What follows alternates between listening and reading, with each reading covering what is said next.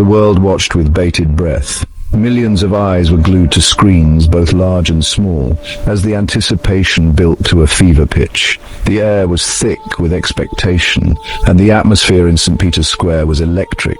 Smoke billowed from the chimney atop the Sistine Chapel. This ancient signal, steeped in tradition, was the only way to communicate the outcome of the secretive conclave to the outside world. Inside, 133 cardinals, the princes of the church, were gathered. These men, hailing from every corner of the globe, carried the immense responsibility of choosing the next leader of the Catholic Church. They were tasked with electing a successor to Pope Francis, who passed away on April 21, 2025. His passing marked the end of an era and the beginning of a new chapter for the Church. The weight of history rested on their shoulders. Each cardinal knew that their decision would shape the future of the Church for generations to come. The eyes of 1.4 billion Catholics looked to Rome, from the bustling streets of New York to the remote villages of Africa. The faithful waited in prayer and hope. For 3 days the cardinals prayed and deliberated. Names were whispered, speculation mounted. The air was filled with a sense of solemnity and purpose. Among the potential candidates were esteemed figures like Cardinal Peter Erdo, Cardinal Fridolin Ambongo, and Cardinal Mario Grech. Each of these men had dedicated their lives to the service of the Church and brought their own unique strengths and experiences to the table. Cardinal Erdo was known for his theological acumen, Cardinal Ambongo for his work in social justice, and Cardinal Grech for his diplomatic skills. The world waited for a sign. The tension was palpable as people gathered in St. Peter's Square, their eyes fixed on the chimney of the Sistine Chapel. Finally, on the afternoon of May 4th, 2025, it came. White smoke, the signal that a new pope had been chosen. The crowd erupted in cheers and the sound of jubilation filled the air. The signal that a new pope had been chosen. Anticipation turned to exhilaration. People hugged, cried, and prayed, their emotions overflowing. Who would emerge on the balcony? The world held its breath once more, waiting to see the face of the new leader of the Catholic Church. What new chapter was about to unfold for the Catholic Church? The dawn of a new era was upon us, filled with hope and promise. The bells of St. Peter's Basilica pealed, announcing the momentous news. Their sound echoed through the streets of Rome and beyond, a clarion call to the faithful. A new era had dawned. The Catholic Church stood at the threshold of a new beginning, ready to embrace the future with faith and hope. The doors above the balcony opened, creaking slightly as they revealed the grandeur of the moment. Cardinal Jorge Mario Bergoglio, the senior cardinal deacon, stepped out with a composed demeanor, his face reflecting the gravity of the occasion. A hush fell over the crowd, a sea of faces from all corners of the globe, each person holding their breath in anticipation.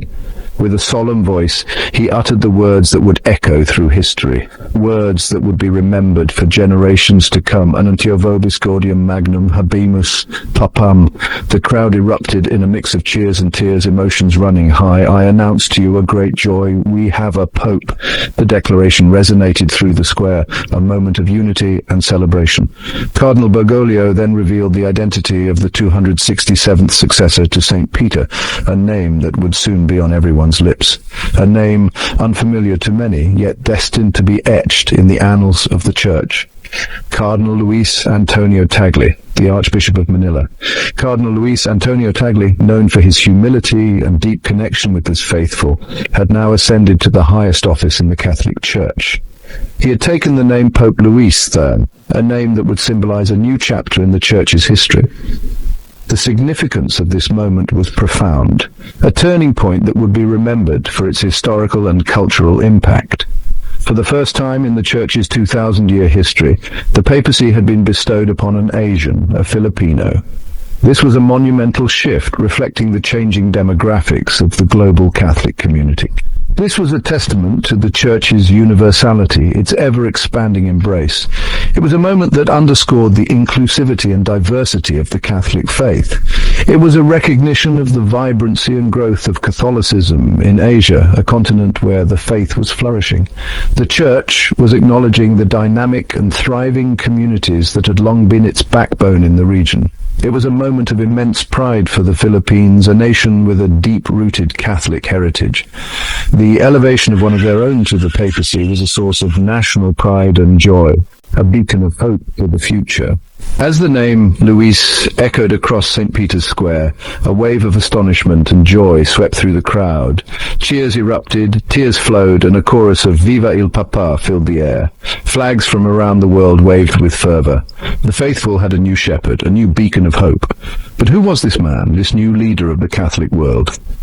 Luis Antonio Tagle was born in 1957 in Imus, Philippines. He was a man of humble beginnings. His father was a bank teller, his mother a devout homemaker. From a young age, Luis displayed a deep piety and a thirst for knowledge. He excelled in his studies, eventually earning a doctorate in theology from the Catholic University of America. Those who knew Cardinal Tagle spoke of his humility, his infectious smile, his genuine warmth. He was known as a man of the people, a shepherd who cared deeply for his flock, especially the poor and marginalized. He had a charisma that transcended language and culture, a gift for connecting with people from all walks of life. His sermons were renowned for their eloquence and their ability to touch the human heart. He spoke with compassion and understanding, always seeking to build bridges and foster unity. He was a man of deep faith, a man who embodied the teachings of Jesus Christ. His election was seen by many as a sign, a confirmation that the Holy Spirit was guiding the Church. The news of Pope Louis I's election reverberated around the globe. It was a momentous occasion that transcended borders and cultures, bringing together millions in a shared sense of joy and hope.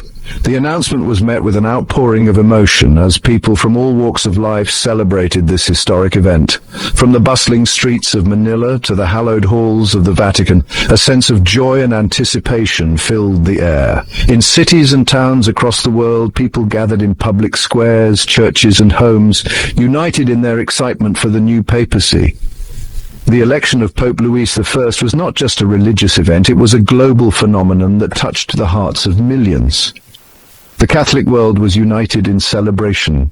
The sense of unity and shared purpose was palpable, as people from different cultures and backgrounds came together to mark this significant moment. It was a testament to the enduring power of faith and the ability of the Church to bring people together, even in a world often divided by differences. In the Philippines, his homeland, the outpouring of emotion was overwhelming. The streets of Manila were filled with jubilant crowds, and the air was thick with excitement and pride.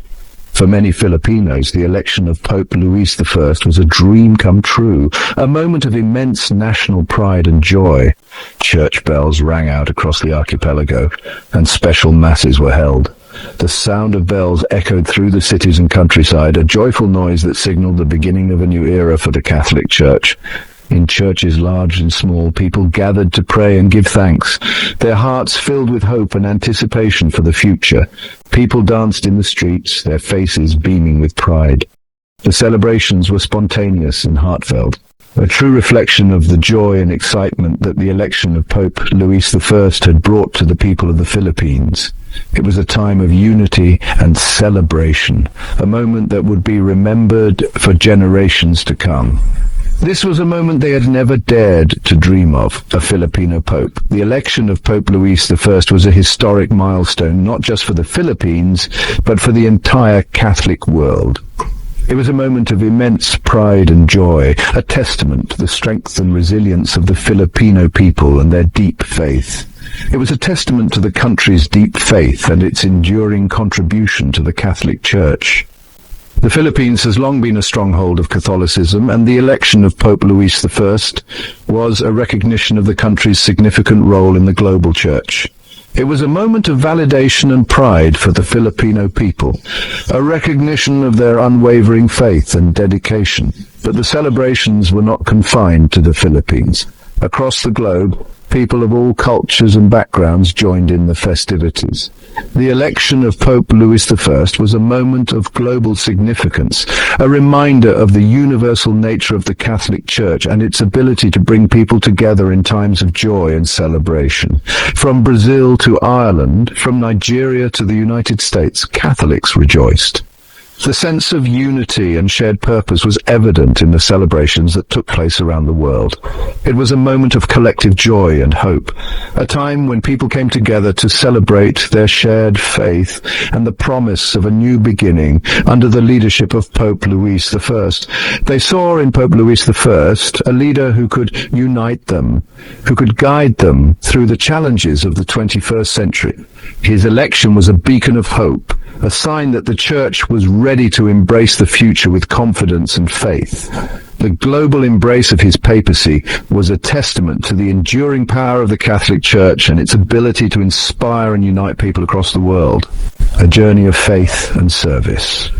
Pope Louis I's journey to the papacy was one of unwavering faith and dedicated service. After his ordination as a priest in 1982, he served in various pastoral roles in his home diocese of Imus. He quickly gained a reputation as a gifted teacher, a compassionate confessor, and a tireless advocate for the poor.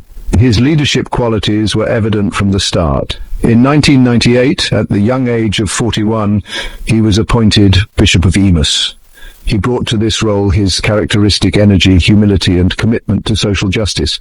He worked tirelessly to improve the lives of the poor, establishing schools, healthcare centers, and programs to empower the marginalized. Tagley, a pope of hope and renewal. Pope Louis I's election ignited a spark of hope across the globe. He represented a new generation of leadership, one attuned to the realities of a world grappling with poverty, inequality, and climate change. His papacy was seen as an opportunity for the Church to renew its commitment to social justice, to be a voice for the voiceless. His focus on interfaith dialogue also resonated deeply, particularly in a world often divided by religious differences. His warm demeanor and genuine desire for understanding had the potential to bridge divides and foster a spirit of cooperation and respect. In the footsteps of Francis, many saw in Pope Louis I the spiritual heir to Pope Francis. He shared Francis's emphasis on mercy, compassion, and a church that was a field hospital for the wounded. He too believed in a church that was close to the people, a church that served the poor and marginalized.